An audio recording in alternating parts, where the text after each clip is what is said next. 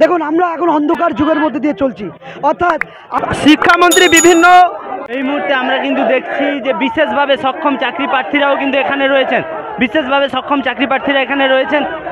দাদা আপনাদের দাবিটা কি? দাদা বলছি, আজকে যে রাজপথে নেমেছেন কি বার্তা দিতে চাইছেন? ধর্মতলাতে পৌঁছে গেলেন, শিক্ষামন্ত্রী বিভিন্ন রাজ্যে মিটিংয়ে বলছেন যে 10 লক্ষ শূন্য পদ আছে। আমরা 22 স্টেট 50,000 আছি, আমরা 10 লাখ চাই না, আমরা 50,000 শূন্য পদের দাবিতে আজকে পথে এসেছি।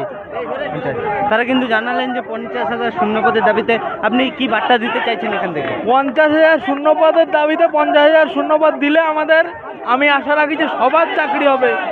সে কোথা থেকে এসছেন? উত্তর দিনাজপুর থেকে। আমার নাম আদিত্য শাহ, আমি উত্তর দিনাজপুর থেকে এসেছি। কখন বেরিয়েছিলেন? এই আজকে সকালেই পৌঁছেছেন হ্যাঁ, গতকাল রাতে বেরিয়েছিলাম।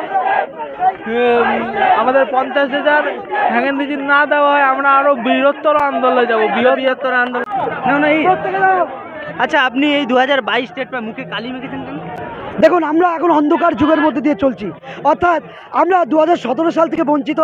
2017 সালের পরে প্রথম স্বচ্ছ টেট হয় 22 স্টেট। আজ 24 সাল, আজকে দীর্ঘ 7 বছরের পরও আমাদের কোনো নিয়োগ নোটিফিকেশান নেই। অথচ মুখ্যমন্ত্রী বলছে 10 লক্ষ শূন্যপদ ফাঁকা আছে, পর্ষদ সভাপতি বলছে 50,000 নিয়োগ আমি মুখ্যমন্ত্রী গ্রিন সিগন্যাল পেলেই পেতে পারি। কিন্তু মুখ্যমন্ত্রী কি শুধু সবাই শুধু বলে বেড়াচ্ছে পদ ফাঁকা, কিন্তু আমাদের নিয়োগ দাবি এখনও করছে না। আমাদের নিয়োগ অবিলম্বে, আমাদের নিয়োগ চাই, এটাই আমাদের একমাত্র দাবি। আমরা দীর্ঘ 7 বছর ধরে আমরা এই বঞ্চিত।